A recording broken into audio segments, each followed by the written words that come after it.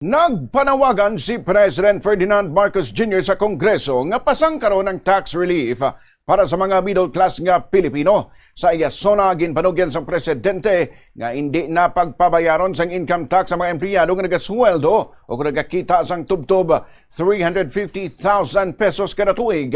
Samtang panubuan naman ang buwi sa mga nagakita sa mas mataas sa sining nga balor. Sa subong ang threshold sa wala ginasukot sang buwi sa mo lamang ang mga nagakita sang tubtob sa 250,000 pesos kada tuig. Sunod kay Marcos, wala nalipatan sang gobyerno ang mga mangunguma, middle class kag maggagmay nga negosyo nga padayon nga naapektuhan sa pagsaka sang preso sa mga balakloon bangod sa mga krisis nga dala sang gyera sa Middle East. Kaya bilang natatanging proteksyon sa kanila at para mas mapakinabangan nila ang pinaghirapan nilang kita, nananawagan ako sa Kongreso upang maipasa ang batas na magbibigay ng bahagyang ginhawa para sa ating bayaring buwis. Una, palawakin natin ang exemption sa income tax.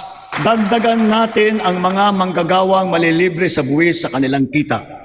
Isasama na natin ang mga kumikita ng hindi lalagpas sa 350,000 pesos kada taon.